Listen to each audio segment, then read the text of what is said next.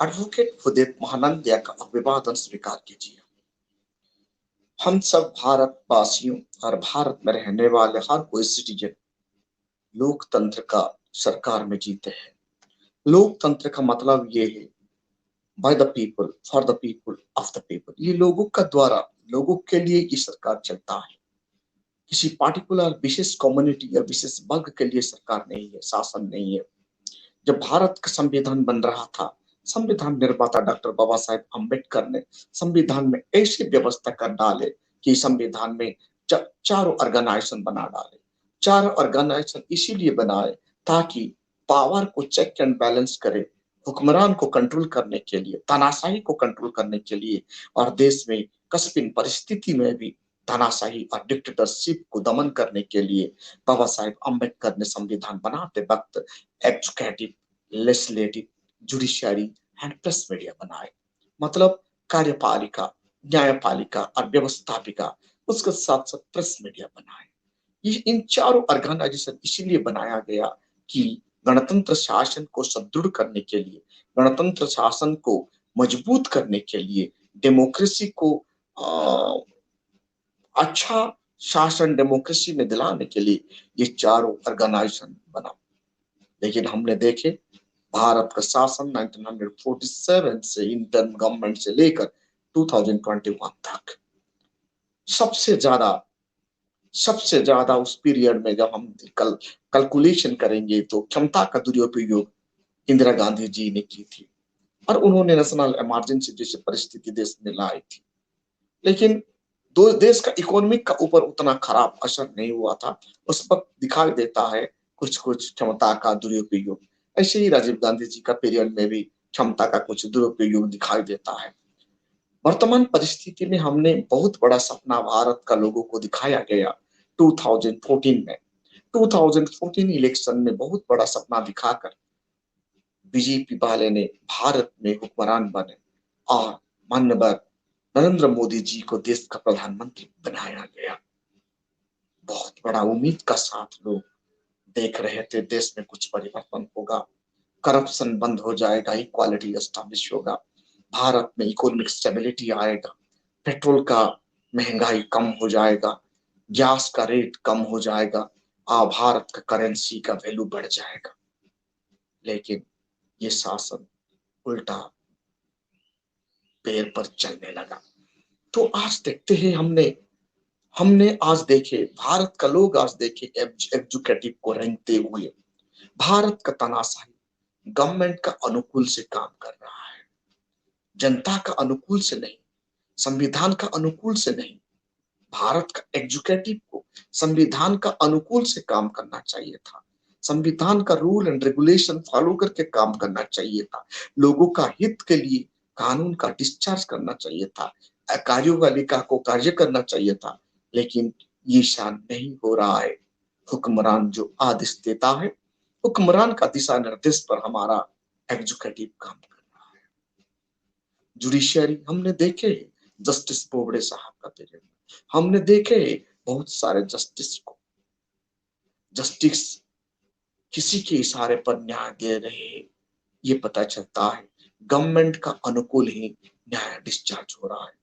जब न्यायपालिका सरकार का अनुकूल न्याय डिस्चार्ज करेगा तो भारत में इक्वालिटी का नाम ही नहीं रहेगा।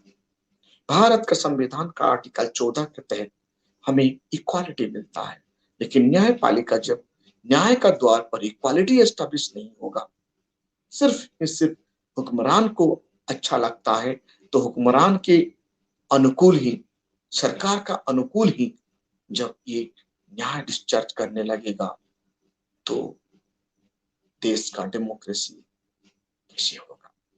तो प्रश्न आता है, क्या हमारा भारत का प्रधानमंत्री नरेंद्र मोदी जी लोकतंत्र को डरते हैं या संविधान को डरते हैं? शायद संविधान को डरते होंगे तो आज ऐसा नहीं होता। आज हमारा एग्जीक्यूटिव रेंगते हुए दिखाई नहीं देता। आज हमारा जुडिशियरी का ऊपर गवर्नमेंट का भी प्रेशर नहीं डालता। जब गवर्नमेंट प्रेशर डालता है और सरकार का अनुकूल पर जुडिशियरी होता है तो कैसे चेक एंड बैलेंस होगा? आप देख रहे हैं आज का तारीख में कैसे हमारा लोग रोड पर रेंग रहे थे कोविड महामारी से। कोविड महामारी से वर्कर लेबर क्लास का लोग कैसे रास्ता पर चल रहे थे, नंगा पैर चल रहे थे, भूखा प्यास चल रहे थे। उस वक्त भी हमारा जुडिशरी, हमारा एग्जीक्यूटिव गवर्नमेंट का अनुकूल ही कार्य करने लगा, लोगों का अनुकूल नहीं, संविधान का अनुकूल नहीं। संविधान का आर्टिकल 21 के तहत right to life and personal liberty कहता है और इंसान को डिग्निटी के साथ जीने की अधिकार देता है, लेकिन सुप्रीम कोर्ट इनको संज्ञान में नहीं लिया या गवर्नमेंट को फटकार नहीं लगाया। तमाम state agency, state executive, central executive देखते रह गए। लाखों लोग भूख प्यास से मर गए, बहुत सारे लोग रोड एक्सीडेंट पर मर गए, बहुत सारे लोग ट्रेन एक्सीडेंट पर मर गए। इसीलिए हमारा संविधान ये बताता है, हमारा संविधान कभी भी ऐसे करने के लिए परमिशन देता है तो हम क्या सोचेंगे, क्या देश का हुक्मरान संविधान को पालन कर रहे हैं या संविधान को डर रहे हैं? मुझे एक ही चीज पर देखने के लिए ये मिलता है कि भारत का प्रधानमंत्री कभी भी नेशनल मीडिया पर, मीडिया का सामने आके कभी भी अपना स्टेटमेंट नहीं देते, ये मीडिया से भागते हैं। यहां से पता चलता है कहीं ना कहीं भारत का प्रधानमंत्री को लोकतंत्र के लिए थोड़ा सा डर जैसे दिखाई देता है, क्योंकि हमारा लोकतंत्र में हर 5 साल के बाद सबसे बड़ा त्योहार होता है, सबसे बड़ा वार होता है। त्योहार और वार, वो त्योहार पर लोग बढ़ चढ़ के हिस्सा लेते हैं, जिसका खिलाफ वोट डाल देते हैं वो गवर्नमेंट पतन हो जाता है। इसीलिए शायद वोट का ताकत को भारत का प्रधानमंत्री डरते होंगे, इसीलिए प्रेस मीडिया का सामने आके कभी भी बात नहीं करते हैं। आप जानते होंगे, आप लोग, वर्तमान परिस्थिति में हमारा देश का सरकार का फर्स्ट रिस्पांसिबिलिटी क्या है? सरकार का रिस्पांसिबिलिटी होता है प्राइवेट सेक्टर संपदा को गवर्नमेंट सेक्टर में लाना और बेकार बेरोजगारी समस्या को दूर करना, लेकिन हमारा गवर्नमेंट ऐसा नहीं कर रहा है। सरकारी संस्थाओं को प्राइवेट संस्थाओं में भेजा जा रहा है। मतलब भारत का प्रधानमंत्री संविधान का अनुकूल काम नहीं कर रहे, संविधान का प्रतिकूल काम कर रहे हैं, संविधान का खिलाफ ये काम हो रहा है। इसीलिए इस देश में भुखमरी बढ़ गया है, बीपीएल बढ़ गया है, बेरोजगारी बढ़ गया है, लाखों छोटा छोटा कॉटेज इंडस्ट्री डूब गया है, देश का अर्थव्यवस्था खतरे में आ चुका है, जीडीपी माइनस की तरफ दौड़ रहा है। तो हम क्या कहेंगे? और दूसरी तरफ आप देखते होंगे 2014 से 2019 तक भारतवर्ष में सैनिटेशन एक्ट को 124 एक्ट AIPC 124A को दुरुपयोग किया गया है। जो सरकार का खिलाफ बोला उन्हें सैनिटेशन एक्ट में डाला गया और जेल का अंदर डाला गया। हम क्या समझेंगे? ये 124A जो देशद्रोह कानून पराधीन भारत में ब्रिटिश ने यूज किया था हमारा नेशनल लीडर को जेल का अंदर डालने के लिए, लेकिन वर्तमान स्वाधीन भारत में, इंडिपेंडेंट देश में, आजाद भारत में, आजाद देश में लोगों को 124A में डालना हम ब्रिटिश हुक्मरान की तरफ देखने के लिए इच्छा लगता है। इसलिए हुक्मरान ये कानून को ज्यादा यूज करता था, आज वर्तमान सरकार ये कानून को ज्यादा यूज कर रहा है, लेकिन कोर्ट जाते जाते ये कानून खड़ा हो नहीं पा रहा है क्योंकि एविडेंस सफिशिएंट नहीं है। एक सत्ता को बरकरार रखने के लिए, ताकत को कंटिन्यू करने के लिए सत्ता में बैठे हुए लोग सेक्शन IPC 124A को कैसे दुरुपयोग करते हैं, ये जान के बहुत हैरान लगता है। इसीलिए ये प्रश्न आप लोग का मन में भी आना चाहिए, मेरा मन में भी आता है, क्या भारत का प्रधानमंत्री संविधान को डरते हैं? क्या भारत का प्रधानमंत्री मोदी जी लोकतंत्र को डरते हैं?